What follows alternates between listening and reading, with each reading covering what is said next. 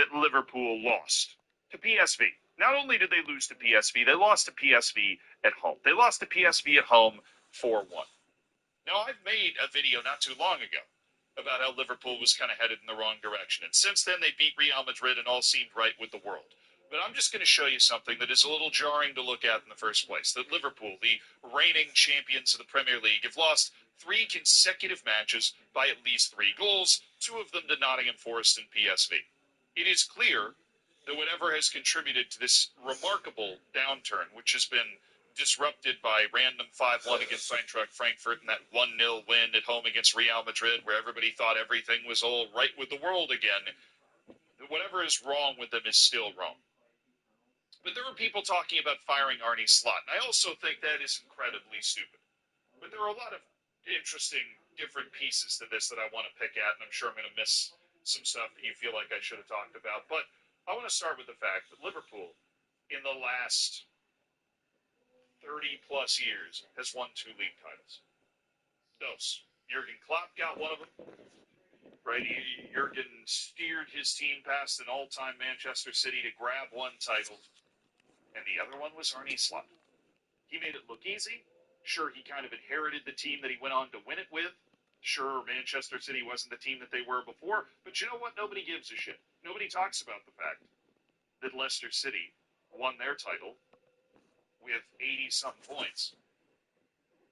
While it took Manchester City, in some cases being pushed by Liverpool in that era, like 100. The farther you get away from it, and honestly, even when it happens, you get more points than any other team in the league, you win the title. And Liverpool is not a team that has won a lot of titles, particularly recently. So if you have a manager that has delivered you one of your 2 Premier League titles, because the last time they won it before, it wasn't called the Premier League, right? Fun fact of the day. You don't get rid of him this quickly. I don't care if you lose the next couple of, right? You don't get rid of a manager that's capable of producing a season of round, confident dominance the way Liverpool produced that in the Premier League last year. You don't get rid of that guy that quickly. And I think it's pretty obvious that if you have a manager that is able to manage a team that's able to get to that point, that the problem here has to lie somewhere else. And one of the obvious things that you can point at, and it might be the player acquisition. I find this season so interesting for Liverpool because Liverpool had finally felt like went out and spent a ridiculous amount of money the way every other English team. It raises the amount that they can spend under FFP. FFP juices the Premier League incredibly. These clubs just make more money than everybody. Mid-table teams in the Premier League they've got more money to spend under FFP if they're willing to spend it than basically anyone in Italy, right? Like the gap is widening. And if you're one of the teams at the top like Liverpool, you've got a crazy amount of money to throw around. They seem to realize it this year. Florian Wirtz, Alexander Isak, and it's interesting to me that when Liverpool finally decides to sit down to spend that money, I'm not saying there's any takeaway from this. I'm just saying that maybe Liverpool doesn't quite know how to do it yet. They sit down and they decide to spend this amount of money and somehow make their team worse. Right? Let's look at the Premier League table, because the last time I made a video about Liverpool, which is the first time I've really ever made a video about Liverpool not being good, they had 4 losses. It was the same number of losses that they had had the entirety of their championship campaign. Well, now they have 6. Now they have 6 losses. Already more losses than they had in their championship campaign. They've lost half of the Premier League matches they've played. Their goal difference is -2. It is unrecognizable what they've produced, and it's inexplicable that they would be. I mean, look, I clown Manchester United. I clown them like it's my job. Manchester United's had an objectively better, more competitive season than Liverpool has. They've scored more goals. They've allowed less. They have fewer losses.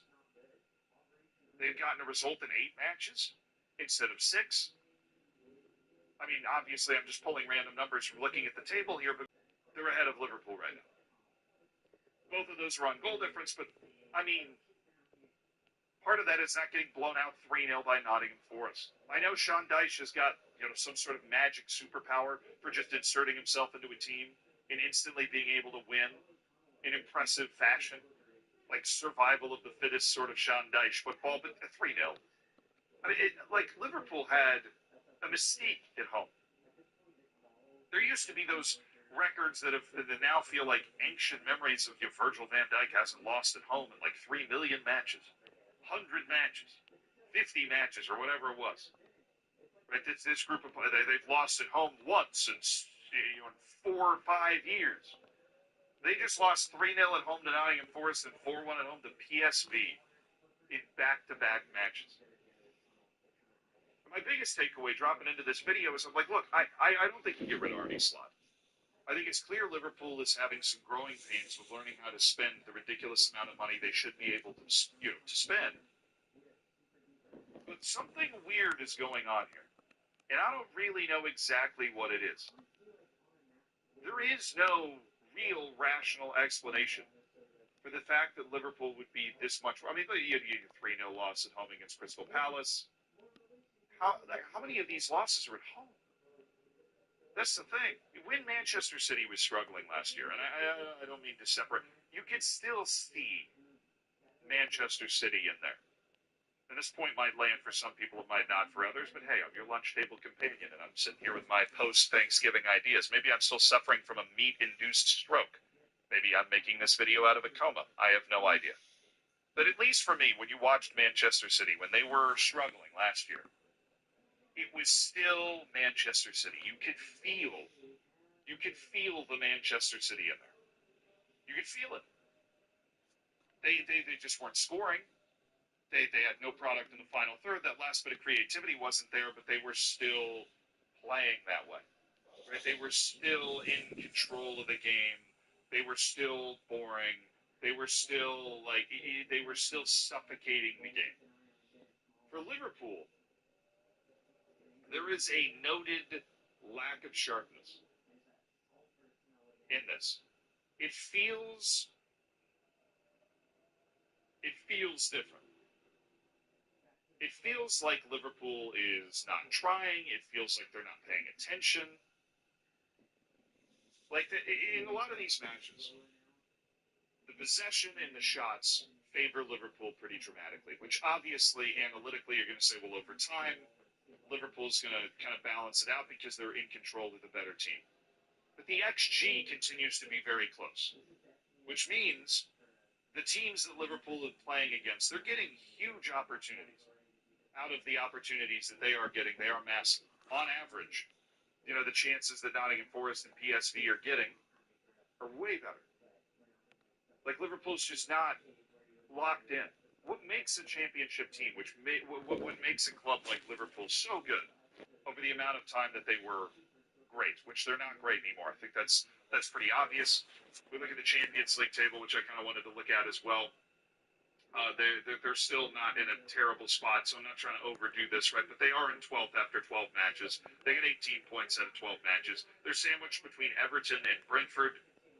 They are behind Bournemouth and Sunderland and Crystal Palace. And Brighton, who's kind of resurged this year as well, although the name's not as impressive to be behind. After 12 matches in the season, you could have gotten unbelievable money if you bet on that at the beginning of the year.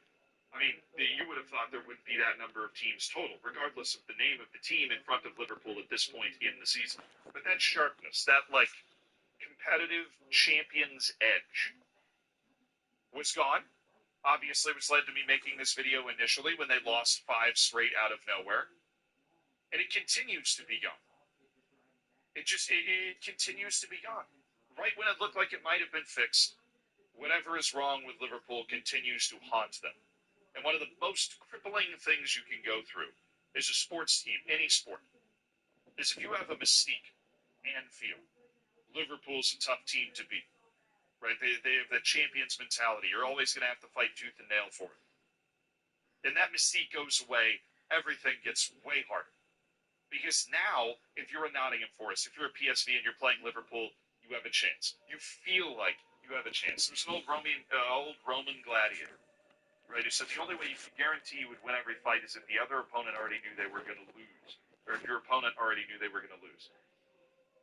That guy won every fight. Right, and the quote always holds true for me in sports. One of the best things you can have is that mystique that makes the other team doubt themselves. Liverpool has fully lost that now. They are going to have to re-earn that.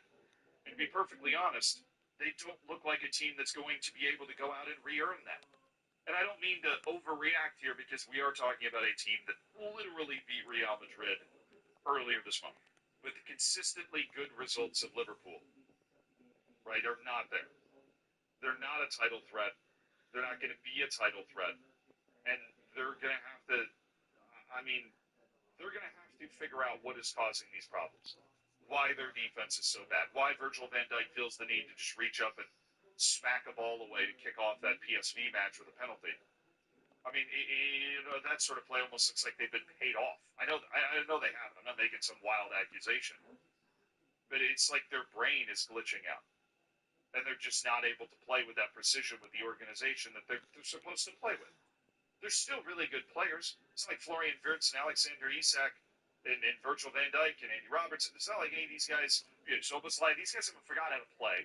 McAllister hasn't forgotten how to kick a ball. But the confidence isn't there. They're shaky with it. And one or two things that they've tried to do are not working. Do I come to you with any solutions? No. I come to you with thoughts. Those are my thoughts. I'm going to go back into my coma now. Did I check the playoff draw? You're damn right I checked the playoff draw. What do you think I'm staring at right now? The playoff draw. I mean, there's two playoff draws, all right?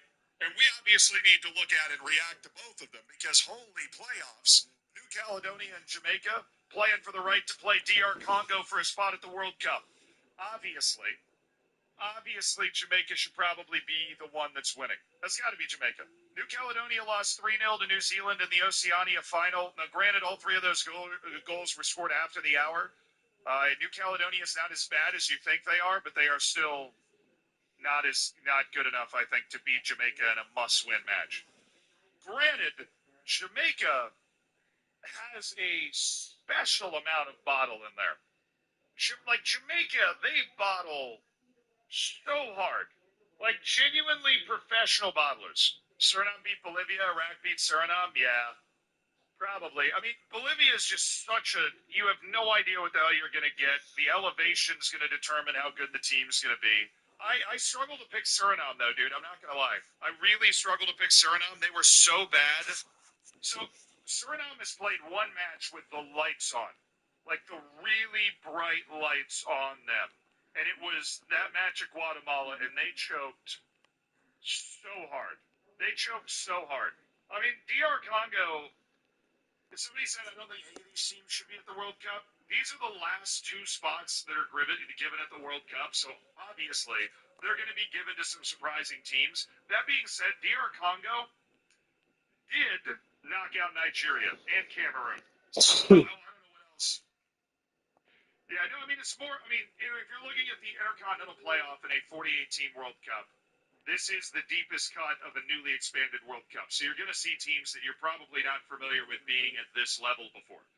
But DR Congo in particular has beaten Cameroon and Nigeria as part of their playoff process. I mean, that's earning it, dude. That's earning it. Nigeria sucks now. And yes, part of the reason that people are saying Nigeria sucks is because they did not get to this playoff.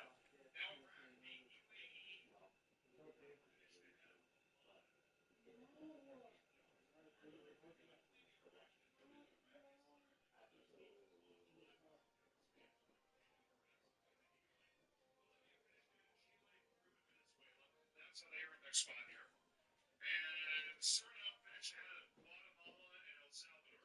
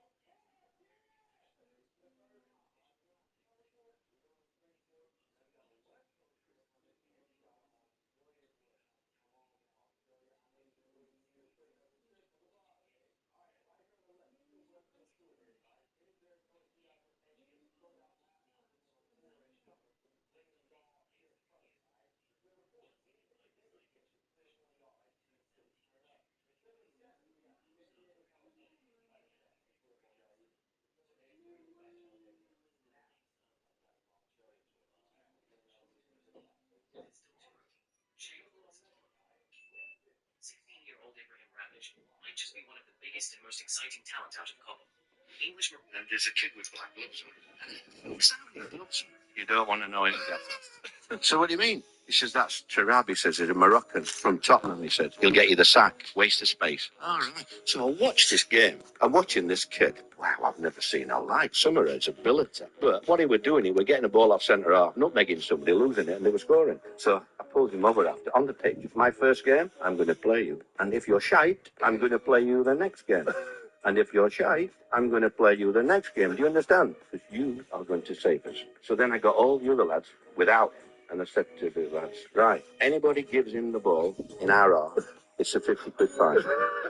Right? And then I said to Adele, if you come over the halfway line and pick a ball up, I fine you £60, okay? Nobody passed him, but you give him the ball in that half. Oh my God. Next year, we got promotion. And there's a kid with black gloves on. Yeah, YouTube and Twitch are in agreement. Dr. Congo over Jamaica, likely in the playoff final. On the other side, Bolivia, Suriname, and Iraq. Keep in mind, Iraq only has to play one match. Bolivia and Suriname have to play two. Suriname bottled a chance at automatic qualification. Iraq bottled a chance at automatic qualification. Bolivia backdoored a playoff spot on the last day. They were never close to actually making it to the World Cup. Bolivia's not at home. This is not a home match, Chad. This is neutral site. This is neutral site. I hate to be boring, chat. I hate to be boring. I gotta go Iraq here. It's in Guadalajara and Monterrey. Guadalajara and Monterrey are the host cities. Let me see if I can tell you where this Bolivia match is occurring. I don't know if it's been booked yet, whether they're playing in Guadalajara or Monterrey. I don't know if it's been booked, whether they're playing in Guadalajara or Monterrey. I don't know. If they're playing in Guadalajara, maybe Bolivia's got a better chance. But if they're playing in Monterrey, it's kind of negligible altitude. Who is their best player? Current squad. They have one guy on Unireyes Lobosia. Their U17 keeper, I have heard tell of their U17 goalkeeper being a god. Yeah, I mean, they don't have anybody that's playing at a professional level. This is at best a semi-pro national team. Would New Caledonia be the worst team ever to World Cup? Yes, they would. I think Suriname would be as well. If you're just going off world ranking, Suriname's 123rd in the world. They would be the lowest ranked team to ever make the World Cup. Unireyes Labosia's pro level? Okay, they've got some pro guys then. I'm sure a couple of those French league guys are at least at a high semi-pro level. But yeah, Suriname's 123, New Caledonia's 142 in the world rankings. Now, I think Bolivia is somewhere in the 80s. Iraq and Congo are both like 60-ish, and Jamaica's 70-ish. Which is embarrassingly low for Jamaica, by the way. After the U.S.'s struggles, have they dropped out of the top 20? The U.S. has actually won 4 of their last 5, including a blowout win against Uruguay, and has climbed to 14th in the world rankings. So the U.S. is not struggling anymore. Does he talk about the European playoffs? No, we're kind of headed there now. But you're right, Jamaica doesn't have... I'm taking Iraq and DR Congo, dude. I would love for Suriname to be a team ranked outside the top 120 in the world going to the World Cup. That would be so fun. The story of Bolivia going would be amazing. Bolivia's only been to 1 World Cup ever. They're constantly a punching bag. If they could go, that'd be really cool for them. I think Iraq is probably the best team here. If Turkey doesn't make it, they're cooked. I don't know. European playoff. Let's look at that now. All right. Path A is Wales, Bosnia-Herzegovina, Italy, Northern Ireland, and then a final on March 26th and March 31st. Yeah, tough draw for Northern Ireland, obviously. They got the nuclear bomb out of the first group, which is the Italians. So naturally, Northern Ireland's going to win. That's just how it works. I don't make the rules, chat. I don't make the rules. Naturally, Northern Ireland's winning that game. Tell me that's not possible. Now, Wales looked amazing against North Macedonia. Bosnia and Herzegovina gave Austria a real scare. I think this is a harder group than it looks. I think Wales and Bosnia and Herzegovina are playing way better than you'd think they are. And so whoever Italy's going against, making the bold assumption that Italy can get by Northern Ireland here, it is going to be a rock fight. I think Wales and Bosnia and Herzegovina can reasonably expect to give Italy a real game. Now, I think you're kind of nuts if you don't pick Italy here. I do think you're kind of insane if you don't pick Italy, but Wales is probably the best shot. Wales was also at the last World Cup, right? Their first World Cup in over 50 years. They've got the World Cup taste for it. Bosnia and Herzegovina was at 2018 or 2014, I can't remember. But surely Italy.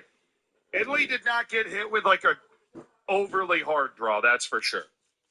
B is the really interesting one to me. I think these are four teams that are all very, very close to each other. I think you've got Ukraine and Sweden. Sweden was just terrible, but they got to feel like they've got new life, having played a terrible qualifying and still being in this draw, and then getting Ukraine. This is a wicked fight. And then Albania is not as talented as Poland, but they're going to show up and just. I mean, Albania is one of those national teams that plays with that extra 10%. You know what I mean? They play with that extra 10% juice out there for the national team. And I think Poland is a team that at times can struggle to score against really obstinate opposition to break out the big words. I think Poland could have, that could be like a penalty shootout 0-0 or set piece 1-1 type of game. Meanwhile, Ukraine did win a must-win match against Iceland, which really impressed me. I think they're probably better than Sweden based off results coming into this match. But the funny thing is, Sweden's probably the most talented team in this group, particularly on the attacking side. I mean, they've got dudes. They just haven't been able to figure it out. But they're kind of dangerous. It's like when Nigeria got into the African playoff, you're like, well, now that they're here, they're still dangerous, right? Now that they've managed to be here, this is a really interesting group. I have no idea. I really have no idea who's going to come out of this. I think the safe pick would be Poland. I think that's probably the most reliable pick based off results and talent. But I wouldn't be stunned if any of these four teams. I think you're going to end up with three great competitive set football back 50-year type matches in this group. Yeah, there's no Northern Ireland. And I mean no disrespect to Northern Ireland, but I think Northern Ireland's a cut below these teams that we're looking at here. Albania knocked out Serbia. Right, Ukraine knocked out a very good Iceland team that way better than they were the last qualifying cycle. Sweden has a ton of talented players, which sucks. And then Poland was at the last World Cup. So definitely a nice. These are four teams that should be in a World Cup playoff, right? This is what a World Cup playoff should look like, is four teams at this ability level to get that spot, right? Now look at Path C. This has got to be Turkey. This has to be Turkey. One, I love a little Turkey-Romania showdown, little Mehmed II versus Vlad the Impaler vibe. Romania aren't bad, yeah, but they kind of are. They're a full step below Bosnia and Herzegovina in qualifying. I mean, again, is all of those teams that didn't finish top two in their group but got here because of Nations League, Romania will feel a breath of life, right? A second coming. But Turkey just drew Spain. Turkey made the quarterfinal at the Euros. Turkey has a wave of talent coming up with guys like Can Usun, right, that make a huge difference. They are significantly better than every other team in this group. Kenan Yildiz, Zeki Shalik. I love Zeki Shalik. I've had Zeki Shalik in Football Manager. Arda Güler's he's their Real Madrid guy. He's their superstar. I'm talking about the other guys on the team that are coming up that are, yeah. Slovakia, hard to know. They did just get smacked by Germany, but they also, I think they beat Germany in the first match of the group, so I really don't know what to expect from them or Kosovo either. Kosovo spent the entire group stage beating Sweden up for no reason. Kosovo's the most surprising team, in my opinion, to have made the playoff. I mean, Kosovo's national team is younger than Curaçao's, dude. And they've assembled a national team that could get them to this point. It's incredibly impressive. But Turkey has been given a cupcake draw. Cupcake. Romania is, like, Sweden is the nightmare draw at a pot four. Romania's not that. Slovakia and Kosovo at a pot 2 and 3 is pretty freaking nice. I'm pretty sure Slovakia was the worst team in pot 2 off world ranking. Like, Turkey hasn't been to a World Cup since, what was it?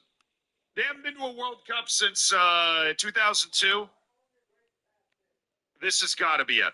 Turkey should be there. This has got to be it. And when they do make it, they're going to be a group of death draw out of pot 4. group of death draw out of pot 4 of the World Cup. Because all of these playoff winners go into pot 4 at the World Cup. Turkey out of pot 4?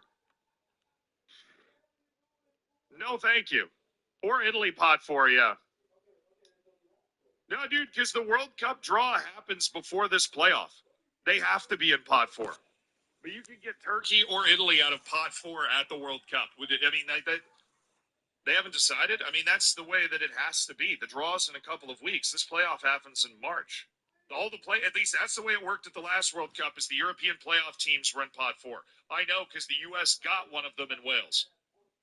I remember it very clearly because in the freaking in the World Cup draw, we got England, then we were pot 2, then Iran was pot 3, and then we got a freaking European playoff team in pot 4, and it was Wales. Now the groups are 4. It was 3, but then they switched it back to 4. This is a while ago. So the groups are 4, but there's third place teams out of the groups getting through. USA versus Italy and New Jersey would be hilarious. I think, dude, the crowds at this World Cup are going to be so amazing because of the American diaspora, right? Like, every single country is going to have, like, Kosovo playing in New York would be nuts. Danish media wrote Denmark still has pot 2 if they advance. That doesn't make any sense. You wait for that's just the Danish media not doing their homework or really understand. They were looking at the world rankings without considering the playoffs. But yeah, if you get out of the playoffs in Europe and you get out of the Intercontinental playoff, you're automatically pot 4. All playoff teams go to pot 4. That's the way it worked last time, and they have made no announcement that is changing. So you could get Italy, Turkey, or Denmark out of pot 4. Because the draw happens before the playoff. The draw happens before the playoff. So you're not going to you have to do the draw before the playoff. Yeah, if the draw is first, it literally can't be any other way. You're not going to do the draw, and then Italy gets out of the playoff, and you go, wait, hold on. We got to bump these teams down, move these teams over. The pots are different now. And then this is the final group. I mean, Ireland against Czech Republic, who the hell knows what's going to happen in that match, dude? I mean, yeah, like Ireland, Czechia, just full-blown, who the hell knows what's going to happen? Troy Parrott knows. Troy Parrott! Troy Parrott knows. Troy Parrott knows what's going to happen. Ballon d'Or winner, Troy Parrott. And then Denmark and North Macedonia. I mean, the way North Macedonia looked against Wales, Denmark has to win that game, which means you got Denmark, especially at home, waiting for either Czechia or Ireland. I mean, here's the thing. If Denmark is playing Ireland, they're going to be getting Scotland PTSD at that point. Like, it's going to be the same vibe, you know? Ireland and Czechia are the home team. Wait, why? Why are they the home team? Denmark's the pot 1 team. Wouldn't they be at home? Why is the top team the home team for the final? Why? They didn't draw. I get that. I'm hearing you. Why? This is the pot 1. I'm sorry. That's dumb. The pot 1 team, the higher seeded team, should be the home team in the final match. That's ridiculous. Like, for example, if Northern Ireland wins, then the winner of this match would be the host. But if Italy wins, they should be the host. Italy's the highest world-ranked team. They've earned the right, via winning the Euros, to be the home team in that final. That's ridiculous. That doesn't make any sense at all. It's incredibly stupid, and I have no idea why they've done that. That's too American. I mean, they seeded the damn draw pots 1 through 4. That was just for the semifinal. Ukraine's actually the pot 1 team here, so that ends up working out for Ukraine. The pot 1 team here is Turkey, so you're telling me Turkey's going to... Bro, Turkey at Kosovo? Yeah, we're going to need some more stewards, bro. We're going to need some more... You got Turkey at Kosovo? We're going to need some more stewards, dude. Load up the Balkan nonsense. Load it up. Now, okay, as somebody with a degree in my history degree, my concentration was in Ottoman history. Nobody in the Balkans likes Turkey. It does not matter what religion they are. It does not matter what country they're from. Nobody in the Balkans likes Turkey because the Ottoman Empire ruled them for a long time. They also do not like each other. That is true. But they all unify in their dislike for Turkey. Still, absolutely. All right. So my European playoff predictions.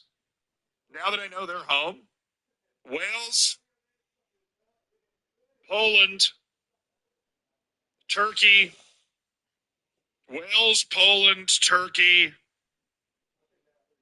DR Congo, Iraq, and Denmark. Dang it. I think it's Denmark.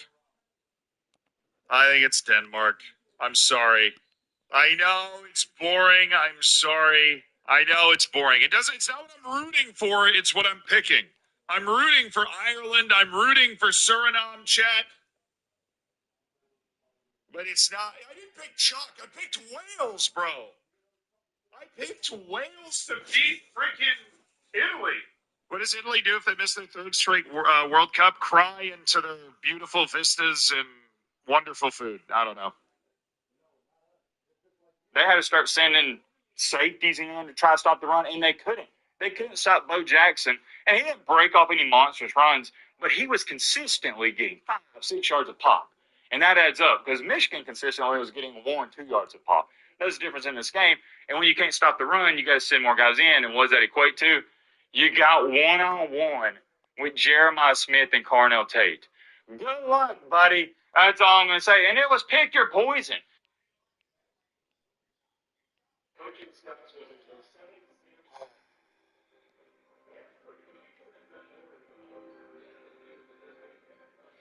It's a sad day, man. It's a sad day. But I knew this day would come eventually. I knew it would. So kind of prepared for it a little bit. Let me turn this down. We got the Oregon Ducky game versus Washington game going on. It's on a commercial. Turn that all the way down, as a matter of fact. Oh, yeah, by the way, as you can see, I am still eating on. That's what I ate for lunch this morning.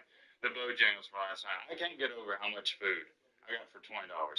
An 8-piece family meal, 2 huge sides, 4 biscuits, half a gallon of sweet tea for $20. North Alabama locations. You gotta go there. So if you're in North Alabama, look on your Bojangles app. Go to Bojangles. $20. You got all that food I just listed off. I got this Diet Coke myself because I gotta have Diet Coke. What are we talking about? But that is besides the point. We gotta lock in, and we gotta get down to business. It happened. It happened, and I'm so sad because you know what stuff I probably need to write down. There's a lot of stuff we gotta talk about. And we got time to because I'm going to keep it a Fortnite V-Buck with you. I really don't care to miss even a quarter of this Oregon and Washington game because who cares? We all know the 2 games of the day. Alabama, the Auburn Tigers, and the game that just happened. Well, ironically enough, it is called the game. If you've been a long-time viewer of the channel, well, I say long time. You've been watching for 4 years, 3 years, something like that, a couple of years. Or maybe you joined last week or a couple of weeks ago. You've noticed that I call Ohio State the Little Bro State. It is fairly simple. It's not a long-winded explanation as to why I call them that. It's because Michigan has beat them 4 straight years. When did I start calling them that? After the, what was it? Yeah, after the second straight losses, all right, they're a little bro now. And it kept going on. I didn't think it was going to go on after the second year, but they won 3 years in a row, and I especially, oh my gosh, don't get me started on Davis Warren. I especially didn't think that sorry Michigan team last year with Davis Warren, I mean that in the most respectful way possible, was going to upset Ohio State. I still can't wrap my brain around it. That Ohio State team was easily the best team in the country last year, the most talented team in the country. And Davis Warren, even with the goal line interception, beat him. But it's because of this whole, would you call it a stigma? I don't know what you would call it. It's just this whole, I guess you'd say, mentality thing Ohio State has. They just get nervous. It's the same thing with Alabama and Georgia. Georgia looks like the 1990 San Francisco 49ers against anybody outside of Alabama. Same thing with Ohio State the past 3 or 4 years. Michigan just had something over these guys. Same thing with Alabama, Georgia. we'll talk about that a different day. Speaking of Alabama, Georgia fans are big Auburn fans tonight. You know why. I'm not even going to say it. Not even going to say it. We'll cross that bridge when we get there. But getting back on track here with this game, yeah, for Ohio State to lose this nickname I've been giving them, because for years on the channel, I mean, it's been the best thing, if you guys ask me, running lore on the channel outside of some other things and whatnot. Ohio State fans have been clamoring. They've been so pissed off, so infuriated in the comment section for years. Talking about, Matt, stop calling us little bro. Stop calling us little bro. I hate when you call us that. We beat these guys more than they beat us. You shouldn't call us this. Yada, this, that, and the third. You get the point. They're rallied up. They're upset. They don't like when I call them that. However, I'm just following the rules. And there was one way, only one way for me to stop calling you this right here. You see it? Little bro say, only one way. What was that way? I've said it every year. I've said it every time I've addressed a situation. It's simple. You gotta beat Big Bro Michigan. You beat them, I'll stop calling you that. The ball's in your court. All you gotta do is beat Big Bro. And guess what? As much as it pains me to do this,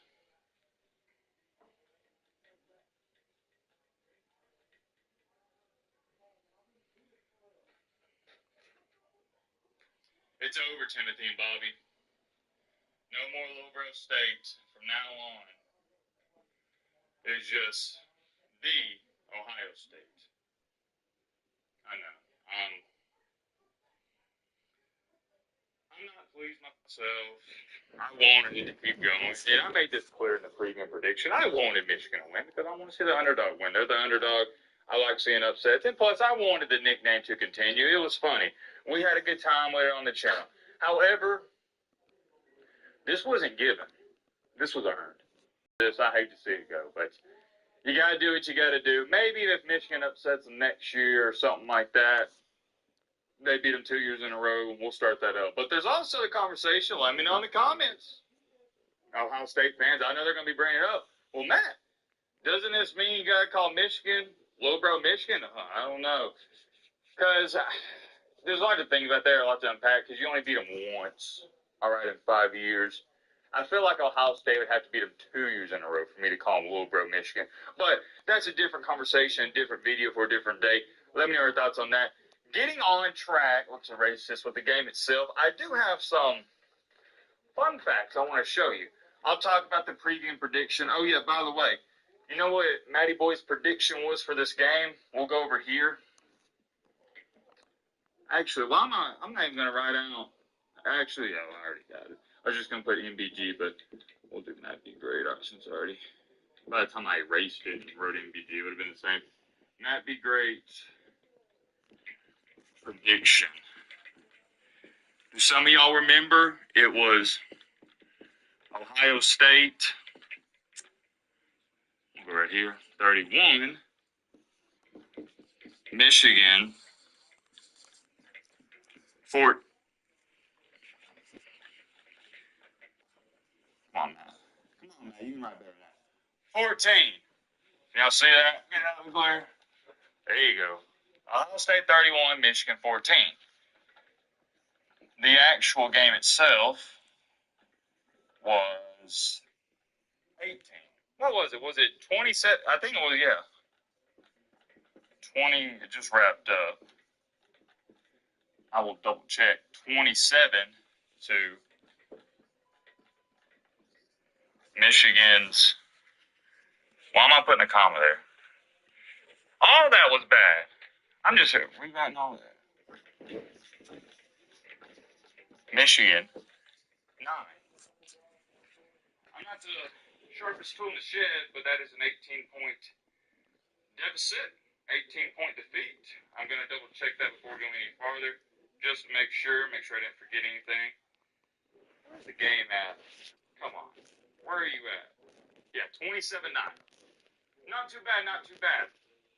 And a lot of times, when the game goes exactly how I thought it was going to go, and this one did, there's not a lot to say because we already talked about it. Go watch the preview. Go watch the prediction. I didn't think there was a chance that Michigan wasn't just going to win this game, going to compete in the game. I stated it word for word, documented on the channel. I also stated I would be shocked if they even compete in the game. I'd be shocked if they win this game. Just didn't see it. Ohio State has a better offense. They have a better defense. They have better wide receivers, better offensive line, better defense line. The far superior team. They're just way better than Michigan at everything. In previous years, you could have pointed to, and that's why Michigan won. Oh, their O-line's better than Ohio State's offensive line. Their O-line can dominate Ohio State's defense line. Their O-line can push them around, but no. We saw it today. And that was really the only thing that was holding Ohio State back the past couple of years. The line of scrimmage. You saw it. Michigan couldn't run the ball today. Could not run the ball. I'm going to erase this. You know how many rushing yards Michigan had in the second half? This is going to shock you. You won't even guess it. You won't be able to guess it. And however bad you think it is, trust me, it's worse. Michigan, we'll go right here. Michigan rush yards second half. You want to take a guess, Bobby? How many rushing yards do you think they had? You're probably like, oh, it was bad, man. If he's saying it's bad, it must have been really bad. Maybe they had 10. Nope. Try again. That's a minus, son. That is a minus. -8 rushing yards in the second half. Shout out to Ohio State defense, the front seven. And shout out to Igbinosa. You know, he's, wait. No. Is it Igbinosa who had, I think, I could be confusing him with somebody, but I'm pretty sure that's him, who had all the penalties last year. Was it 16 or 17 in one season? Some insane amount. This year, not so much. So, I believe that is the guy. Oh, but let me show you this, too. Ohio State had, I think it was 125. We'll go right here. We'll go Ohio State rush yards. Doing this real fast. Second half. 120 plus. I didn't look at the exact number or whatnot, but I know it was around 120. And that is all she wrote. Julian Sain, I'll write on his stats in just a second. He had a good day outside interception. He started out 0 for 21. 225 yards, 3 touchdowns. That is how you respond to adversity. Love to see that in a quarterback. Love to see it. Anything else am I missing? Want to touch on before we get into these quarterback stats? Oh, yeah, there is one more thing. And we're going to talk about it more, but I am going to write down one other stat before I pull up the quarterback stats.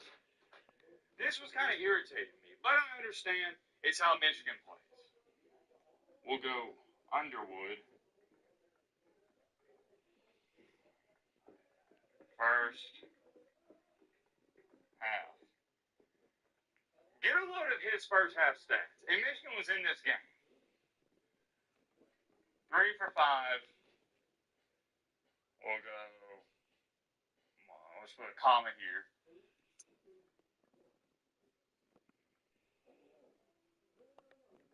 16 yards.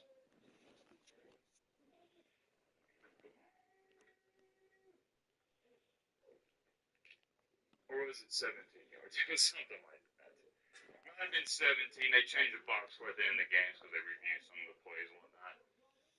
But either way, 3 for 5 for 16, 17 yards, doesn't matter. You get the point. He had 3 completions. He's not pushing the ball down the field. And I understand this is how Michigan wants to play. They don't want to force the ball down the field. They tell their quarterbacks, whether it's McCarthy, Underwood, Davis Warren, whoever, hey, just don't turn the ball over. We're going to ground and pound these guys, and we're going to win. We're going to play good defense. That worked in years past. It worked in prior seasons. But this year, when you can't run the ball, when you were getting dominated on the line of scrimmage, it's not going to work. You got to unleash the beast. However, when they were drawing up passing plays, it's why I can't be too critical on Sharon Moore and the offensive coordinator too much. Underwood had guys wide open, and he wasn't pushing the ball down the field. There were multiple plays. Even Joe Klatt, announcing the game, pointed it out. He's hitting the check down before the play even developed. He hiked the ball. So that hit, hiked the ball, dropped back. You got a guy just starting to break on his in route, getting open, and as soon as he's getting open, Bryce Underwood's already checked it down. He didn't even wait. It's not the fact he's checking it down. It's the fact he didn't even wait for the routes to develop. He didn't even give him a chance. And he's just like, it was a carbon copy paste of the blah, blah, blah, slow down, man, Oklahoma game, where he's just check down, check down, check down, check down. And in the Oklahoma game, I gave him the doubt, say, well, they're not holding up. The whole line in this game actually held up, gave him time. You just got to push the ball down the field. So I think it's a combination of, one, I thought the play call for Michigan was way too conservative, especially in the first half. Because in the second half, when you're down by 20, of course, Ohio State knows you're going to throw the ball, so different story. But in the first half, when you can mix it up and they expect you to run and you're just running every single play, I don't like that. You're not going to beat Ohio State with 3 field goals. Not going to happen. You got to at least get a touchdown out of one of those 3. However, and this is my scapegoat for Sharon Moore, if you want to call it that, Bryce Underwood, he can't read a defense. He's playing like a true freshman quarterback. I mean, these are things you expect. It's what would I say is a good comparison? A lot of times you see cheesy pup eaters, like in the man cave, going, oh, man, why are we just running the ball so much? Well, then they drop a pass play, and then the quarterback throws an interception or pass protection's awful. That's why you're running the ball. It's not because, the offensive coordinator or head coach thinks you're going to run the ball for 8 yards of play. It's because running the ball is much safer than passing it because not a lot of good is going to happen when you pass it. And I think that was the case here. Sharon Moore knew, hey, Bryce Underwood, he's not going to win us this game. He could probably lose you the game, so let's just rely on the run. Hopefully we can push him around. And they did the first couple of drives, but after that, it was done. So they didn't even score after halftime. Ohio State dominated them. I don't want to make this too complicated.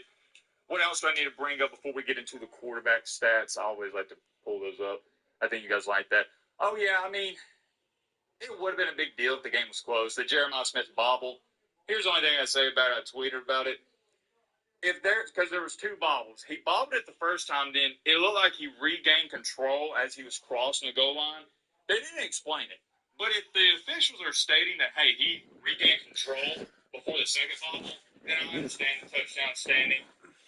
Because here's the thing. After the second bobble, his right foot was clearly out of bounds. So I'm just assuming that saying he regained control. So I don't have a problem with it. I wish they would have explained it. Hey, he regained control when he was crossing the goal line, so it's going to stand. They didn't say that. They just said the play on the field stands. But at the end of the day, whether you take away that touchdown or keep it up, it doesn't matter. Ohio State was going to win this game. They were better on offense. They got the better quarterback. They got the better running. Shout out to Bo Jackson. Gosh, man, every time I hear his name, it's just like, I don't know how to describe it.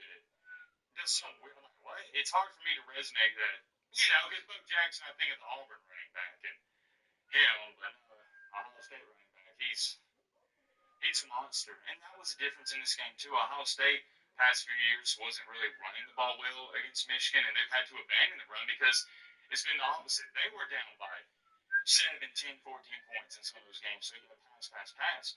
But here's what made it so difficult for Michigan on the defensive side of the ball. In previous years, they were getting pressure, rushing 4 guys, 5 guys. They were stopping the run with having 4 to 5 guys in there, 6 in the box. Well, this year, they had to start sending safeties in to try to stop the run, and they couldn't. They couldn't stop Bo Jackson. And he didn't break off any monster runs, but he was consistently getting 5, 6 yards a pop. And that adds up, because Michigan consistently was getting 1 or 2 yards a pop. That's the difference in this game. And when you couldn't stop the run, you guys send more guys in. And what does that equate to? You got 1-on-1 with Jeremiah Smith and Carnell Tate. Good luck, buddy. That's all I'm going to say. And it was pick your poison. Pick your poison. You want to stop the run? That's fine. We're going to pass it. You want to stop the pass? You want to double Carnell Tate or Jeremiah Smith? That's fine. We'll run it. It's the definition of pick your poison. I can't dumb it down any more than that on the offense side of the ball. And defensively, we've already talked about it.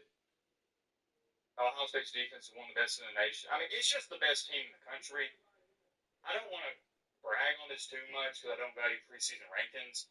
But I try telling everyone Ohio State, look, you can go watch the videos. That's the beauty of YouTube. It's a time machine. Everything's documented. Heading into the season, I said Ohio State's the best team in the country, and it's not even close. My stats on them has literally never changed this entire year. So I've been right there. Ryan Day, good win for him. He's still a fraud in my book. I know some people aren't going to like that. I'm standing 10 toes down that Ryan Day's a fraud.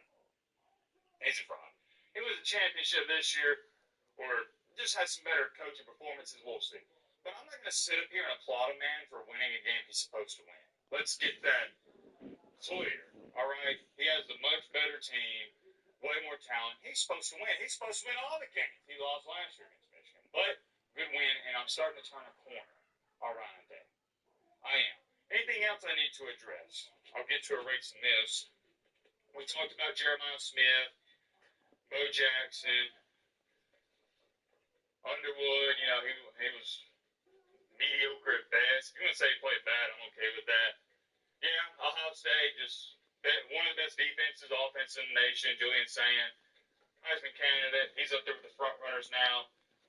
I had good Stockton up there. I probably got to bump him down due to him not doing much of anything against his rival, Georgia Tech. Yeah, we'll get to these quarterback stats and we'll wrap up the video. Oh, my gosh. I did not know it was this bad for Bryce Underwood. Sheesh.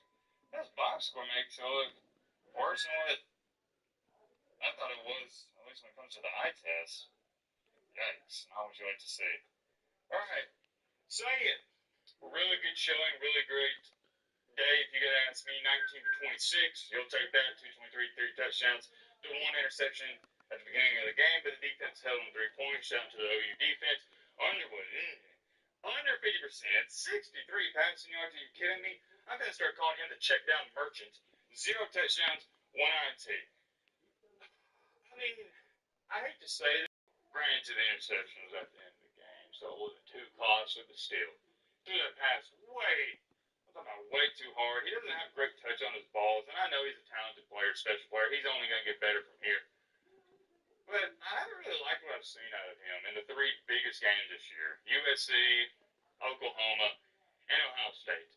And it's not like I'm critiquing him too hard because Julian Sand is a redshirt freshman, so can't really give Underwood the benefit of the doubt too much there. But Sand does have more weapons and just a much better team, so it makes it a little bit easier. But yeah, I don't think there's too much more to say. There's your quarterback stats. You don't need me to critique Underwood too much. I mean, it's self-explanatory. Anything else, I'm trying to make sure I'm touching on everything because it's such a big game on our channel. I'm not a Michigan or Ohio State fan, but there's just so much to it. I mean, it's a rival game, huge game. Ohio State is locked up the number 1 seed in the playoff. Oh, wait, no. I forgot. They got to play Indiana. Whoever wins that one, they'll lock up the number 1 seed in the playoffs. We got Oregon. All right, Oregon, Washington, close. Yeah, that is pretty much it. Shout out to Ohio State. Shout out to Ryan Day. Trying to make sure to cover all my bases. Yeah, there's some things I'm missing, but that's why we got the Sunday recap. We'll talk about it then. I'm sure it's going to be the last time we talk about this game. Next time you see me, I'm not too sure if we're going to be reacting to the Oregon, Washington, or whoever. Maybe we will. Let me know in the comment section. I'm going to read some of them. Should we react to some of the 2:30 games? I'll see you then. Let me know if that's down below. But let me know. All right, there we go. 30 minutes to the Iron Bowl kicks off. Let me shut this door. Don't make this a long video because I don't want to miss any of the Iron Bowl. It is the game of the night. It's the game that you're probably going to be watching when this gets uploaded. It should be uploaded about maybe 7 p.m., maybe 7:30 Central Time. We're going to talk about 3 games. So Oregon Duckies versus Washington. Also Tennessee. Oh, my goodness. Timothy and Bobby, did you see what happened to the Volunteers? I ain't going to hold you. Losing by 21 at home to the Nerds. That's pretty embarrassing. Losing a 7 to the Nerds is like, whatever. 21 burger? Yeah, we got to talk about that a little bit. And of course, last but not least, I would say this is the focal point of this video.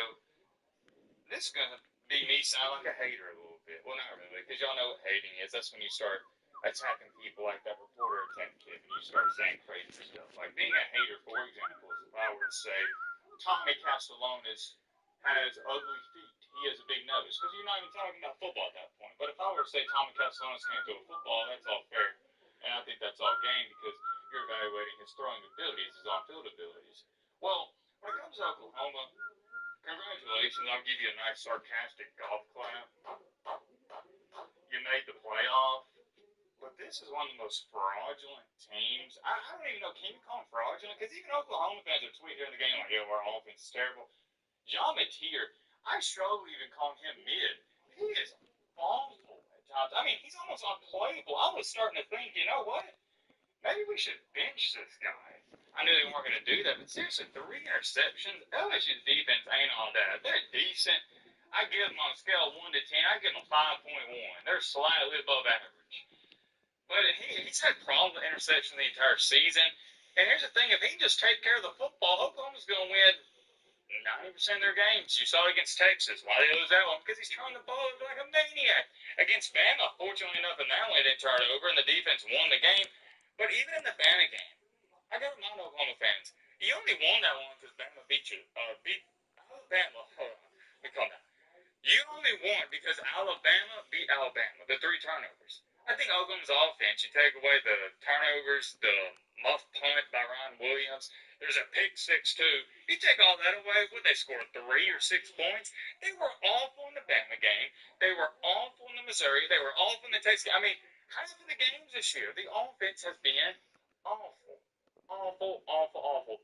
Does Mateer have some, I guess we call it, bright moments? Is there some bright spots in this offense? Absolutely. It's just not consistent. And to win, how many games are you going to have to run off? 3 or 4 in this playoff? Because I don't think they'll be hosting again. So you're going to have to run off 4 straight wins? No, can't happen. I'm throwing this out there right now. Whoever has Oklahoma in round 1, you're getting a free win. Oklahoma has one of the worst offenses. I'd say in the top 50, top 75. I mean, it is that bad. What's ironic about it is their defense, top 5 in the country. The offense is just that pitiful. Do I even need to write the stats? No, I'm not going to write the stats, but we'll get to that game in just a second. I know I went on a random tangent. Let me talk about Oregon Duckies. I watched all 3 of these games. Shout out to YouTube TV. I'm glad they got the deal with Disney back because the multi-view, I know people were crapping on them. That wasn't YouTube TV's fault. They lost the coverage. That was Disney being greedy. The multi-view. Somebody call me. Yep, must be Happy Great Video. People want to call me. Dude, does everybody I know, do they have like a camera within this camera? I swear. Only time people call me is when I'm filming. I digress. Washington's quarterback, since we're talking about bad quarterback play, he's worse than Mateer. As bad as Mateer is. And if you're an Oklahoma fan, you think it's bad, no, go watch Washington. I mean, he throws ducks. He stinks. Oregon, congratulations. Let's clap it up. He locked the spot in the playoffs, secured a spot. Y'all know I think Oregon is slightly overrated as well, but not as like, well, I can't call Oklahoma overrated because anybody knows ball knows they're not that good of a team. Not that good of a team. Oregon, yeah, they're a fringe playoff team, so congratulations, they're making the playoffs. Didn't have their best showing, but it's a rival game. It's a rival game. Dante Moore, he did his thing. They played good enough to win. And when you got a quarterback like Washington has, you got to make him beat you, and guess what? He couldn't beat you. He couldn't beat you. The other game, Tennessee and Vanderbilt. My goodness. I don't need to bring up the one for it. But Pavia had 2 interceptions. He had a fumble, too, in the first half. And Tennessee couldn't capitalize. Imagine telling somebody, a Tennessee fan, hey, in the first half, Pavia's going to have 2 interceptions. You'd be thinking, oh, sweet, we'll probably win by 14 points. Oh, no, buddy, by the way, you lost by 21. What? Pavia had 2 picks and we lost by 21? Embarrassing. Now, Pavia's not going to win the Heisman Trophy. Absolutely not. He may get an invite to New York, and I ain't going to hold you. With the way he finished the year and upsetting Tennessee, let's call it what it is, it's an upset. And not even just upsetting them, but squashing them like a bug. 20 at home? I couldn't be mad if he got an invite to New York. I'm getting to the point where I'm like, you know what, he earned it. He earned it. Why not send him there? Because, look, there's something about me. I love the humble athlete more than anybody else. I do. There's something about seeing a hooper go out there, train a 3 in somebody's face, and just draw back on defense. No celebration, no nothing. I love it. But the one thing I love more than a humble hooper or a humble football player or whatever, humble baseball player for every sport, is the cocky guy who can back it up. People call it cocky. I don't call it cocky because the definition of cocky is when you overestimate your abilities. It's the equivalent of me going, hey, I'm going to go out here, shoot 10 free throws. I'm going to make 9 out of 10. I proceed to walk outside and make 2 out of 10. That's cocky because you're talking big game, could back it up. I've always believed if you are, we'll use the same example, somebody who says, hey, I'm going to go out here and make 9 out of 10 free throws. I'm the man. Nobody can stop me. I'm the best shooter ever. You go outside and make 9 out of 10 free throws. Is that cocky? No. I mean, you just said what was going to happen. You're living in reality. You backed it up. The approach that Deion Sanders always had. See, you really couldn't even get mad at Deion Sanders for showboating so much because he backed it up. Same thing with Johnny Manziel. And you're seeing the same thing with Diego Paul did. Is he polarizing? Yes. It's a little bit too much for me. It's a little bit too cocky. However, I divert back to this. Is he really? He's telling all these teams, I should win the Heisman. I'm the best player in the nation. And think about how fired up this Tennessee team was. They were hitting them hard every single play. They hate Pavia. They hate Vanderbilt. They want to shut them up. And he just put up a 50 burger, 45 will round up. 5 to the nearest 10. A 50 burger on you. 45 to be exact. And they were game planning for him. He said, I'm going to run all over you. I'm going to increase my Heisman odds. I'm going to add my resume, and there's nothing you can do about it. I mean, look, he's not even like, I respect it because he doesn't talk a big game until after he wins. Because a lot of people, a lot of men in this, like, they don't talk till they're winning. Like, if you're playing a video game, nobody's going to talk until they start winning. Because if you're losing, it doesn't make sense. Pavia, he talks trash before it, and then he acts on it. So I got to clap it up. Hate the guy, love the guy. You got to respect him.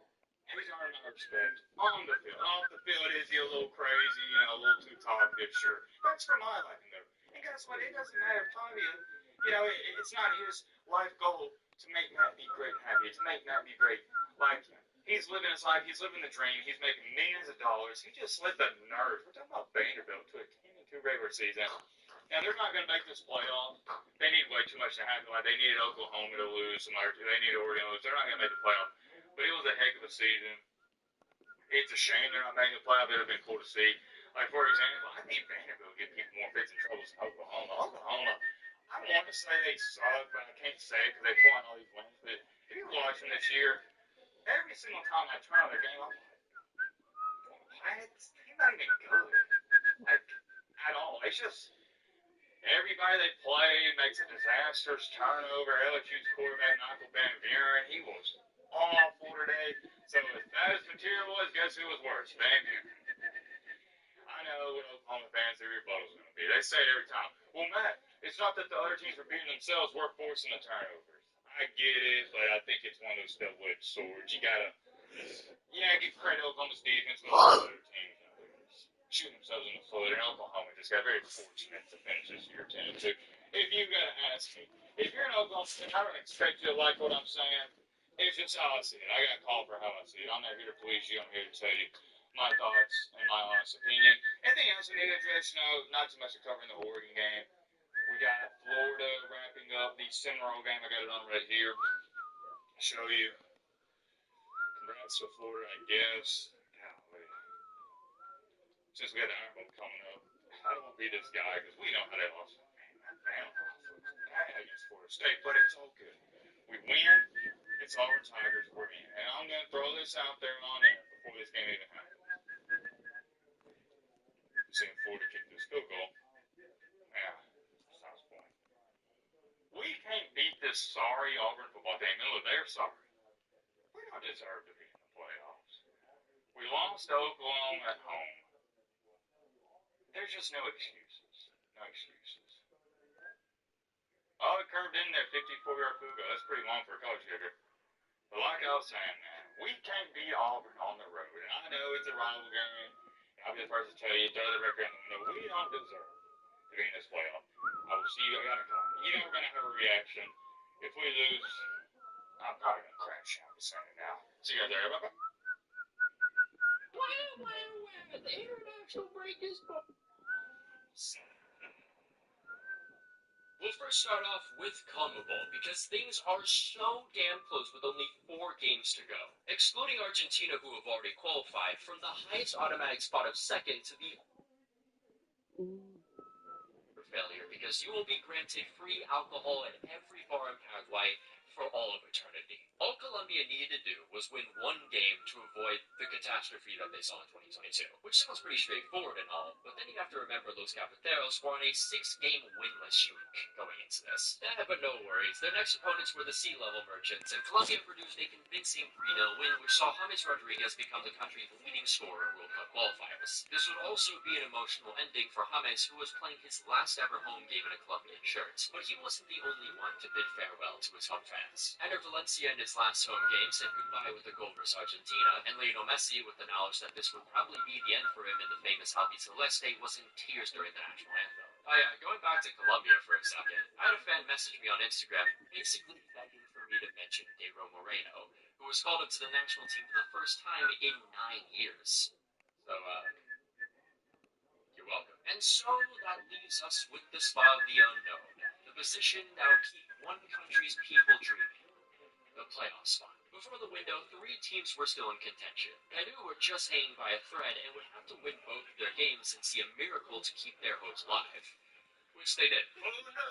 So that leaves us with Bolivia and current holders Venezuela. With both of them losing their first games of the window respectively, this was the scenario going into their last qualifiers of the campaign. For Venezuela, it's their rivals Colombia. A win at home would seal the deal, but if they were to draw or lose, they would need to see the same result from Bolivia. While for Bolivia, it's a day with Ancelotti's Brazil. But remember, this takes place in an area with pretty much no lost. Either way, though, to snatch that playoff spot on the final day, Bolivia has to win. It is the ultimate mid-off.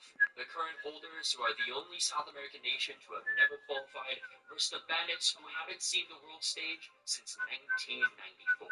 Just 2 minutes in, Venezuela take the lead in the RF's derby, and the whole stadium erupts into madness. 8 minutes later, though, La Vinotinto concedes from the corner. Nevertheless, the indomitable spirit of Monotengo Fei struck back not even a minute later, and Venezuela reached mistaken, because these guys fucking hate Venezuela. And things were about to get even worse for La Vinotinto, as right before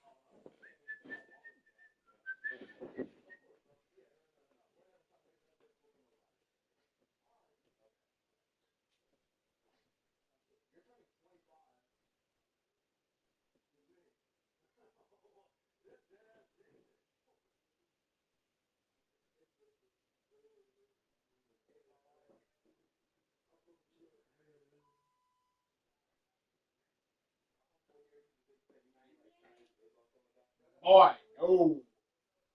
Tomorrow. Wake up early. Look, go to sleep now. Look, the earlier you go to sleep, and the earlier you wake up, the more you play. I'm going to keep playing all the way to 6 a.m. 6 a.m. 6 in the morning. And before I go to sleep, I'm going to put it in here. So you don't got to move nothing or nothing, all right?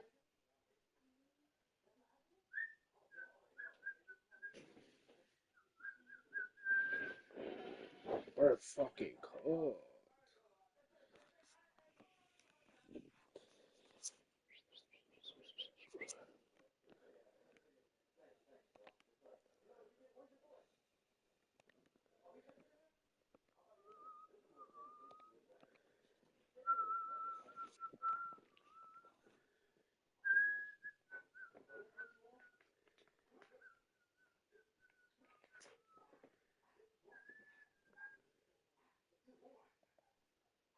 As I continue to return from my hibernation, I was awoken by Liverpool's 4-1 drubbing at the hands of PSV, which has rewritten the Champions League table or something. Yeah, I still am so uncomfortable trying to refer to it like that, but I think you get the general idea.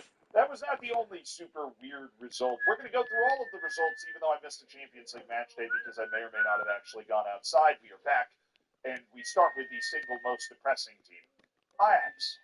And in case you haven't been keeping track, they are the worst team in the Champions League. They are very, very, very, very, and this is true, very bad. They lost 2-0 at home against Benfica. Ask any Ajax fan, and they will relay their depression to you. This is an important 3 points for Benfica because, well, they were tied at the bottom of the table with Ajax on 0 points. This is what we like to call the depression bowl. One of these teams is going to remain depressed, and that team happened to be Ajax, who lost it at home. They have conceded 16 goals. They have scored 1 goal. They have lost all 5 matches that they have played in the Champions League so far. It's remarkable. Inter, Marseille, Chelsea, Galatasaray, Benfica, not a single point. In fact, not a single match that was decided by only 1 goal. This win keeps Benfica in pursuit of a potential knockout spot. They do have a couple of easier matches coming up because they've had a pretty difficult run so far with Chelsea, Newcastle, and Bayer Leverkusen. They also lost at home to Karabakh, but I hate to bring that up, or else I'm going to have a hit put out on me by Benfica fans. Yeah, they probably shouldn't have lost that one. But anyways, Galatasaray at home against Royal Union Saint-Gilloise. My dog, Promise David, scored the only goal for Royal Union Saint-Gilloise. One of those players that came out of nowhere a couple of years ago. He's a mutual of mine on Instagram, and that is why I refer to him as my dog. The 1-0 win for Royal Union Saint-Gilloise. Definitely a surprise for me. Has bumped Galatasaray away from that top 8 at the moment and has handed a second 3 points to the Belgian side that is now, I mean, realistically, if you can get a road win against a Galatasaray team, you have the firepower to get into that top 24. They're looking at a potential Champions League knockout tie in their first time ever being in the competition, which would obviously be tremendously exciting for them. Next result, one of the teams I am most disappointed in, perhaps the team I am most disappointed in. I will give a shout out to my boy Weston McKinney, who scored the go-ahead goal here for Juventus. They needed another go-ahead goal from Jonathan David of Canada in the 91st minute to actually win at Bodo Glimt. But Bodo Glimt have only wedged, I think it's 2 points from their first 5 matches. They got 2 draws against Tottenham and Slavia Prague. Slavia Prague on the road. Tottenham had to come up to the Arctic Circle. But now things are not looking up. They've lost at home against Monaco. They've lost at home against Juventus. That means they only have 1 more home match left. And Bodo Glimt was supposed to make hay at home, in the cold, on that artificial turf, in that uncomfortably small and kind of weirdly loud stadium that they play in. They needed to get wins, plural, at home. The max they can get now is 1. It's going to be really tough for Bodo Glimt to get themselves into the knockouts at all, and given some of the teams that you're going to see are in the knockouts, this is very disappointing for Bodo Glimt. I don't know what's happened to them. They've lost their swagger, and their defense has been not great. They've given up over 2 goals per match over the course of this competition, so they've been very, very shaky at the back. Big win for Juventus, though. I don't mean to overlook that. That puts them back into the playoff situation. They'd had 3 draws in their first 4 matches, but they hadn't found a win.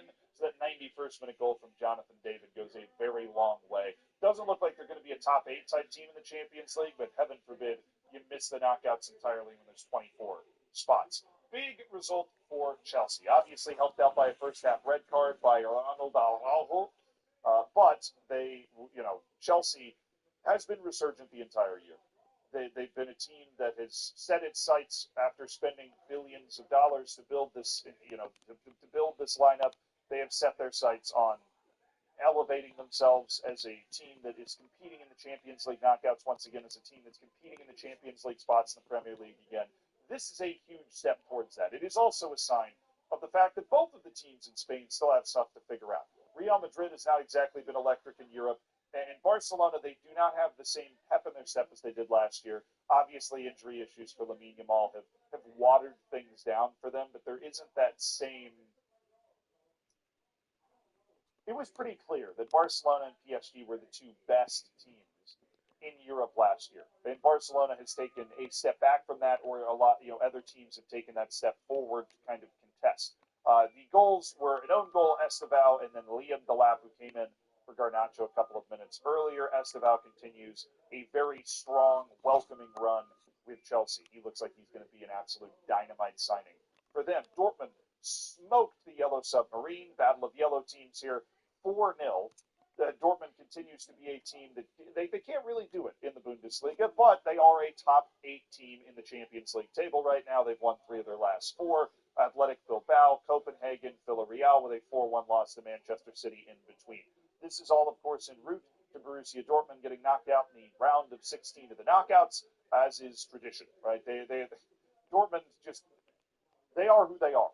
And after a brief hiccup where they seem to be worse than who they are, they have now returned to the precipice of Dortmund being who they are. For Villarreal, this is definitely a disappointing result, though. This is a team that would have come into this expecting a hell of a lot more than 1 point in 5 matches. But the Spanish teams in general, they've struggled, right?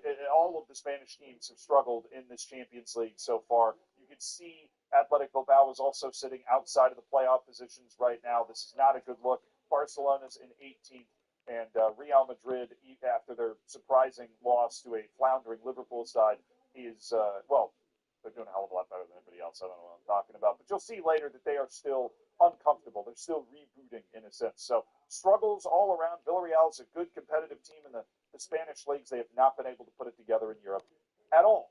Weird, surprising result that serves as a beacon, a flashing light for people that maybe overlooked Bayer Leverkusen after their Eric Ten Hag experience at the beginning of the season where they were really struggling. They're not really struggling anymore. In fact, they've jumped back right into the conversation in the Bundesliga, chasing a red-hot Bayern Munich, and, they won 2-0 at Manchester City. So, still getting used to the fact that Manchester City's not just mauling everybody. Grimaldo in the first half on a shot that was kind of blocked towards him. Patrick Schick with a lovely header in the second half to give Bayer Leverkusen the 2-0 win. Now, of course, Manchester City was still the better team. This is how they do it. They're the better team analytically, and they find ways to lose anyways. But they are now in danger of not being a top 8 team once again. They were cruising to that so far, but you start losing at home to a Bayer Leverkusen, and all of a sudden you open up that can of worms. I mean, they're behind Sporting right now in the Champions League standings. For Leverkusen, they were on 5 points before this win. They were on 2 points before they roped in back-to-back wins at Benfica and at Manchester City to put themselves back in the playoff. This is a huge moment for them. And they basically changed their entire Champions League fortune over the course of 2 matches. And you see what I'm talking about here, that they've kind of exploded back onto the scene after that Eric Ten Hag, the Eric Ten Hag-induced start to the season. They got the second best goal difference in the Bundesliga.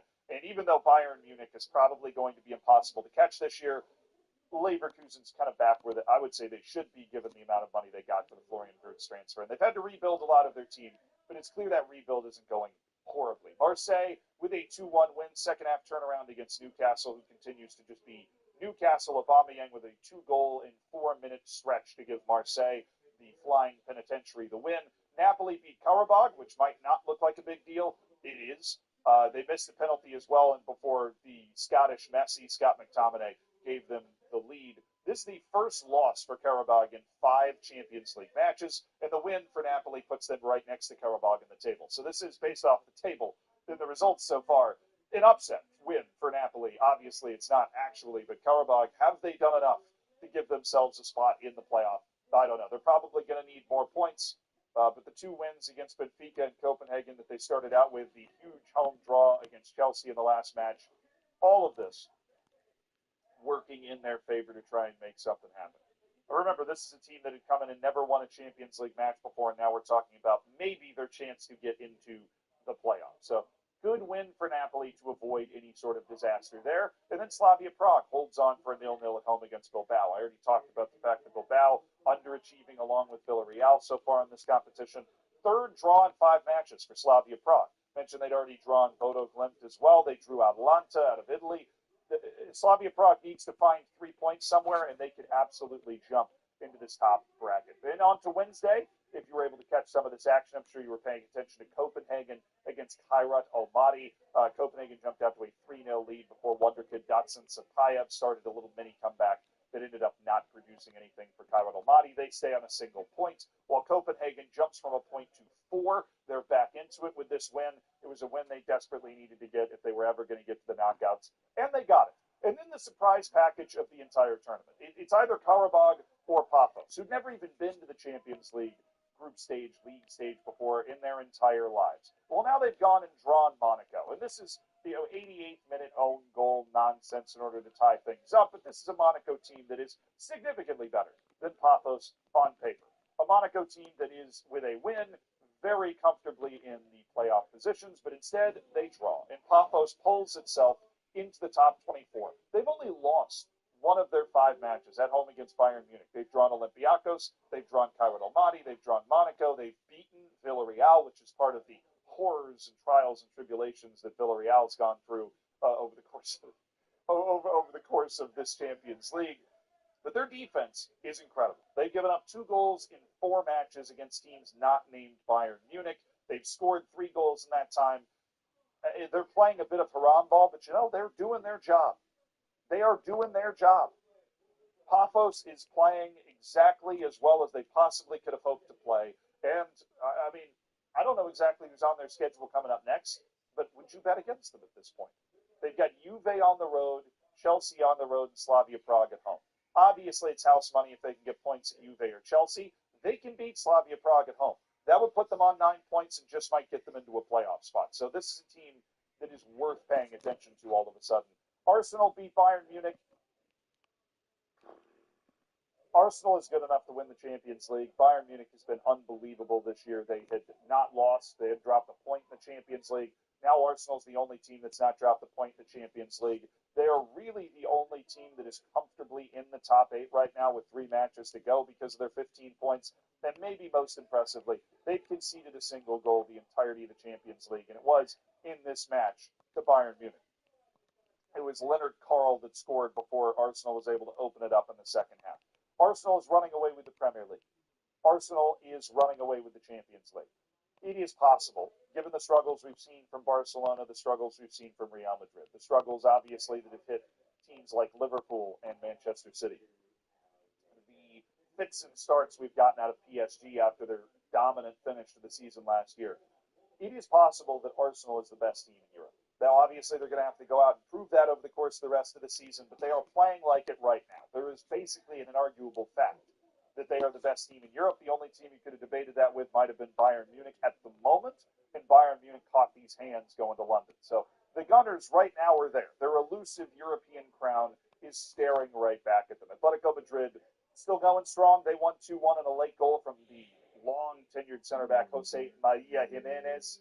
He has a knack for scoring those late important goals. This is the first non-win, the first drop points for Inter over the course of this competition, and a big win for Atletico Madrid, who dropped 2 of their first 3 matches to Arsenal and Liverpool, which is obviously understandable, and they've proven that was a bit of a scheduling fluke. I would say Atletico Madrid, especially with this win in their back pocket, is one of the favored teams to get a top 8 position when all is said and done. Eintracht Frankfurt continues to potentially get blown out in every match they play. Lost 3-0 at home to Atalanta. Very good result for Atalanta. And Eintracht Frankfurt is sputtering. They are struggling. Atalanta has now pulled itself up with back-to-back wins against Marseille and Eintracht Frankfurt to be on the edge of the top 8. Eintracht Frankfurt, though, obviously they've caught a couple of big losses to Liverpool, Atletico Madrid, and Atalanta. They need to find some wins. They're probably not going to get one in the next match either. They're going on the road against Barcelona. It's a tough schedule, but Frankfurt needs to win at some point in these final couple of matches if it's going to pull itself back up. They've got Karabag away and then Tottenham at home. We've documented that Karabag is tough. Then they're at home against Tottenham, and honestly, the way Eintracht Frankfurt's been playing, you might back Tottenham to go pick up at least a draw in that match. Eintracht Frankfurt is in danger of being one of those teams that just dramatically underperforms once you get to this level. I made a whole other video about this, so I won't talk about it much, but Liverpool has been beaten by PSV. One of the surprise teams coming out of Europe last year is doing it again. They're on 8 points, 15th in the table. They're still, it would be a long shot for them to get a top 8 finish, but if you can beat Liverpool, who knows? Liverpool obviously is going to struggle to get a top 8 finish if they're losing by 3 goals to a Dutch team that's not a high-powered Ajax. Then there's the Real Madrid situation. I didn't know what to make of this. Red Olympiacos, the European champion from 2 years ago at the Conference League level. Dangerous team. Marinakis over there on the sideline, threatening death to any player that doesn't execute well enough, I could only assume. And they go down 1-0, Real Madrid, to this side, Olympiacos, in the 8th minute before grabbing 3 goals by the 29th minute to supposedly make it easy enough. Then Mehdi Taremi, Mbappe stretches it out again, and then Okapi scores in the 81st minute. Now, Real Madrid won this match, and they had a comfortable lead for a good part of it. They, however, did get outshot and out-XG'd, albeit marginally, by Olympiacos away. And there is a feeling, I guess, in parts that there's a lot of that angst around Xabi Alonso, that they're just winning on talent alone right now. And I'm very interested to see how this plays out when they're coming up against sturdier opposition talent-wise. Sporting, big win, 3-0 over Club Brugge. Club Brugge came into this with a ton of momentum. They won their opening match as well, just destroying Monaco, but that momentum has since faded. They got their draw against Barcelona, but lost to Atalanta, lost to Sporting. Opportunities to actually go out and pick up another win are eluded Club Brugge, and they're one of those teams that looked like a favorite to be a weird knockout team in the Champions League once again, that they're kind of fumbling. And then PSG kind of pulling a Real Madrid here. They went behind 2-1 early in the second half at home against Tottenham before grabbing a couple of goals to stretch it out to 4-2, and then a penalty from Vitinha iced it off. A couple of goals from Kolo Muani is going to be a bright spot for Tottenham. The fact that they couldn't keep PSG away from the goal is not unusual considering that PSG is, well, maybe the best offensive team in the entire world. Still, even after I've been talking about how good Arsenal has been, Tottenham feels like a team that's going to go into the playoff. They felt like a team that's going to go into the playoff the entire time. This is their first defeat. They have a get-right match against Slavia Prague at home in their next Champions League tie. They hang a win up there. They're basically going to be comfortably in the playoff straight through to the end. So not a bad spot for them. A lot of high-scoring matches, a lot of big scores, and a couple of big teams struggling. The Champions League, of course, as always, well, it's going to be interesting. That's what it is. It's the best teams in Europe playing each other. Except for Liverpool. Sorry, too soon.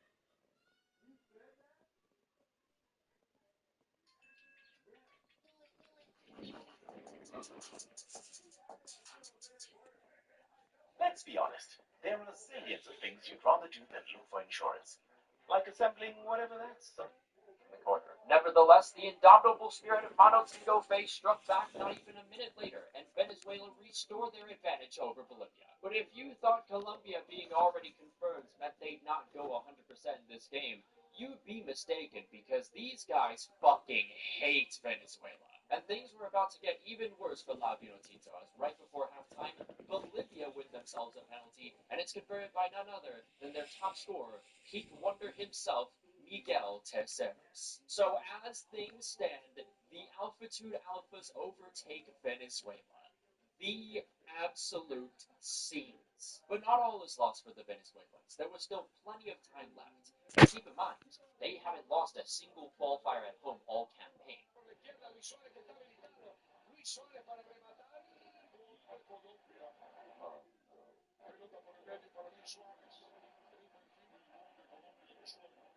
Oh, God.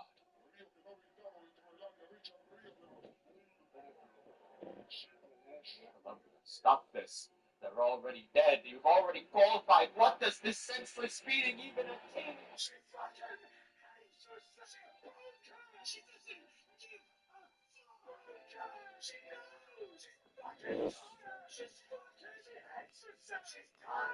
not just tired. She's fucking. With their triumph over Brazil, Bolivia keep their World Cup dreams alive.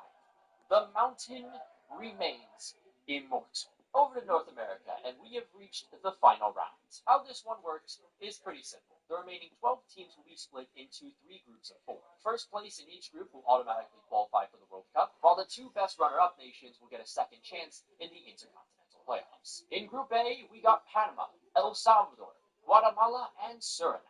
Speaking of Netherlands too, as the second lowest seeded team, they impressed a ton versus top seeded Panama and nearly escaped with a victory on the death. In the end though, both teams would kick off the third round sharing the points. Meanwhile in Guatemala, fans were pretty hopeful for their national team after seeing them go all the way to the semis in the recent Gold Cup. However, their opponents El Salvador had other ideas and surprised many with a late goal to collect all 3 points. They then returned home to face another team that experienced a morale booster themselves, Suriname. And it would be the Dutch B team who would draw first blood in the 12th minutes. But El Salvador would not back down and equalized in the 72nd minute with a little help from a guy named Anthony Dick Steele.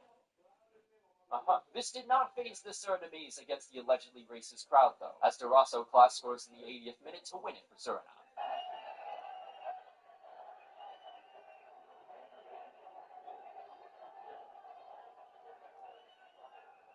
Now returning home, Panama needed to get things on the right track after a disappointing start to the campaign. But things got even worse after Guatemala with their first shot on target score in the 35th minute. Panama wasted no time though and acquired an equalizer just 2 minutes later. Nothing could separate the two after, so it all ended at 1-1.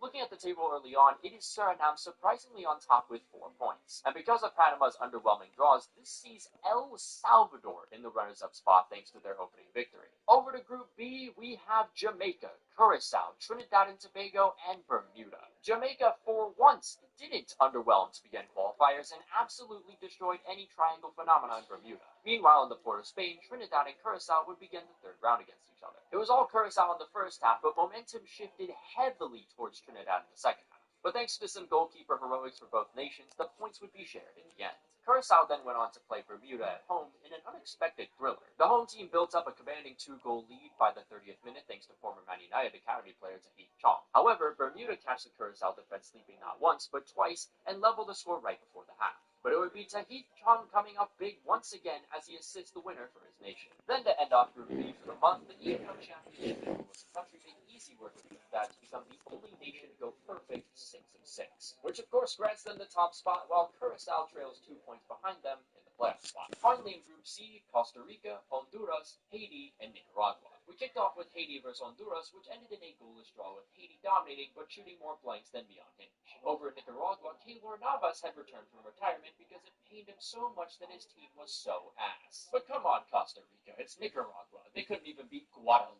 to qualify for the World Cup. I'm sorry, Keylor. You don't deserve this. But don't give up just yet, Costa Ricans. In their next game, Los Ticos bagged 2 early goals versus Haiti. Let the craze cheering continue for head coach Miguel Herrera. Honduras made pretty easy work of Nicaragua with a 2-0 win, and because every other result in this group saw a draw, this actually sees the Hondurans top of the table with Costa Rica just edging Haiti for the runners-up spot due to goal difference.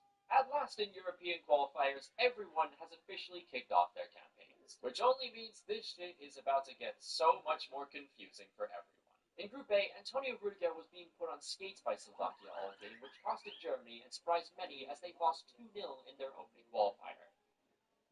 Guess I need to change the title and thumbnail again. Nonetheless, Germany were able to bounce back with a 3-1 win versus Northern Ireland. But they still remain in early trouble after Slovakia managed a last-minute winner versus Luxembourg to finish September with 6 of 6 points. And because Northern Ireland has scored more goals than the Germans, thanks in part to their victory versus Luxembourg, this actually sees Germany third in the table. But again, it's way too early to call.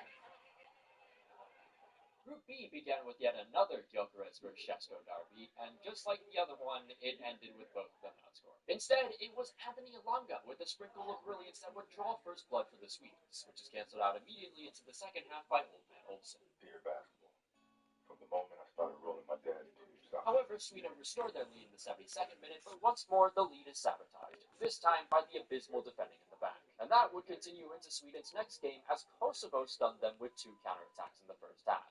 And shooting imaginary game-winning shots in the Great Western Form. Now, it's probably a good time to mention that their head coach right now is John Dahl Tomasson, who is Danish.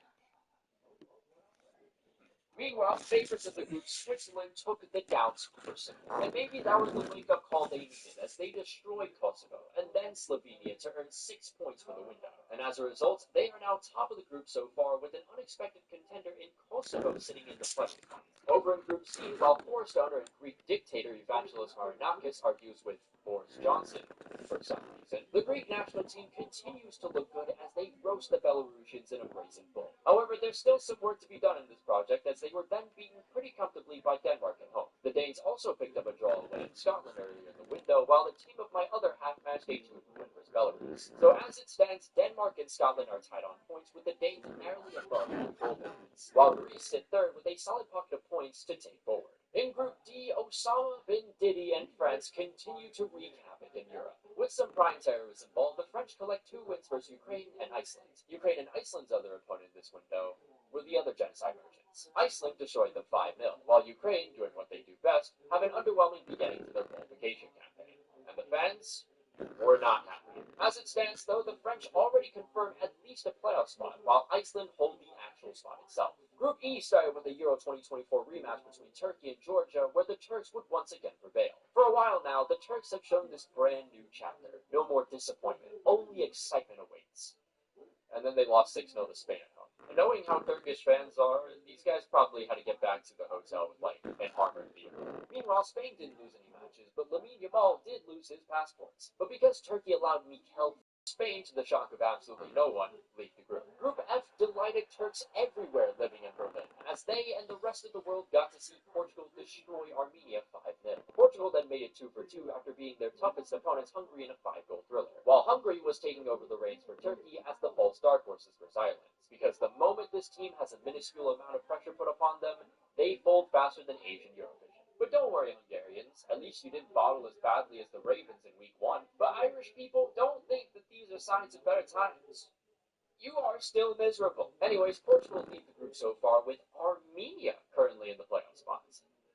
I'm getting too excited. It's been 2 games. Last time we left off with Group G, Finland had a narrow lead, but the Netherlands still had 2 games in hand. You also had the Polish, but they were struggling due to conflicts within the dressing room. However, Poland had quickly dealt with this issue. Since being hired in July, manager Jan Orban has mended broken relationships with Lewandowski and Piotr Zielinski, and this has successfully translated onto the pitch as the Poles stole a point away from the Dutch and they got revenge against the Finnish. Fullback Matty Cash scored in both of these fixtures, so keep an eye on him because he's been thriving under this new system so far. The Netherlands did manage to collect a win to close off the window, but not without a little scare from Lithuania. Also, what the hell is the deal here, Lithuanians? You can put up a fight against the Netherlands and Finland, but you can't beat Malta in 2 games?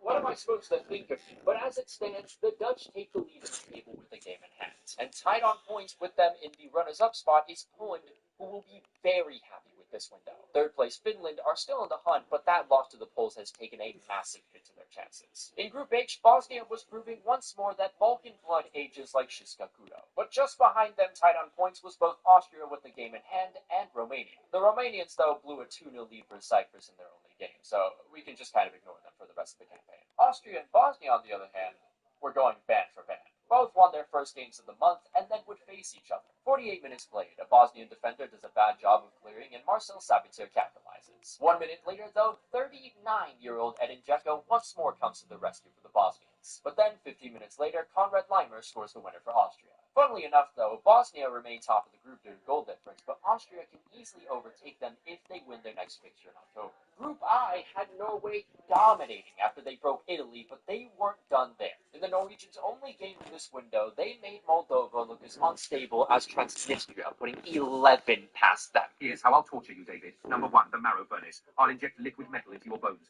boiling them from the inside. Number 2, the nerve harvester. Each nerve fiber will be plucked and strung, vibrating with agony. Number 3, the organ grinder. The same Moldovan side that beat Poland 3-2 a couple years ago saw Erling Haaland march into their box and bag 5 goals. He scored as many points as the New York Giants in week 1. Meanwhile, Italy under new manager Gennaro Gattuso won versus Estonia after a slow start to the game. However, only 16 minutes into their following match, they give up a silly own goal versus the Genocide Merchants. Ciao a tutti. Votate per New Day will... Fortunately, Moise Keane would come to the rescue and break through the only legal form of a blockade these guys have ever formed. But once more, the Italian defense shows as much of a spine as your average US politician. And boom, 20 trillion more to these guys' World Cup travel costs. However, Moise Keane gives the opposition a taste of their own medicine, as he again occupies their space, and there's probably a good chance Moise's house will be hit by a drone in a couple weeks. But from there, Italy started finding more of a rhythm, with Politano giving them the advantage in the 59th minute, and then Raspadori adding a 4th in the 81st. It appears, though, that the Mossad recently hired more than one player, as this time Bastoni puts it in his own net in the 87th. And then 2 minutes later, the Italians once more shit the bed in defense. You know, it's already bad enough y'all aren't going to qualify again, but now you're going to let this happen to me! And so, at the end of September, Norway looked stronger than ever at the top, and trailing behind them is Hamas. Group J, you had North Macedonia and Wales in the top 2, but Belgium still had 2 games in hand. Oh yeah, also, Kazakhstan is in this group as well, and just recently, FC Kairat just qualified for the Champions League, baby! Now, before any of you accuse me of being a bandwagon, I've had this for 2 years now. But Kazakhstan might want to borrow this to tie a noose with how this window went for them. They started by narrowly losing to Wales at home, and then they were bludgeoned by Belgium. Better scramble like an egg before you get folded like an almond.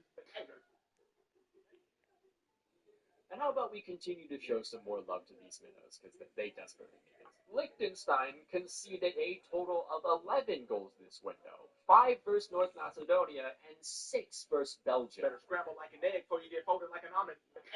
I guess on a positive, at least the French parody account dedicated to this national team is still hilarious. Anyways, North Macedonia remain at the top, but Belgium are just a point away with the game in hand. Also, Wales is still in the fight, which makes me think that that matchup between them and North Macedonia in the last match day could be cinema. Group K was pretty straightforward, with England in the lead, while a dogfight was happening for the runners-up spots. And England continued their perfect streak with a questionable win versus Moldova, and then just as everyone was dying the Tukelabon, they put 5 past the Serbians in Serbia. The Serbians did manage to pull out a victory in this window, as did their good friends Albania. So the table doesn't really change at all, but do keep in mind that Serbia still has that game in hand, and they play Albania next month. And finally, in Group L, the Croatian Trojans gained the first in matchup again as they continue to be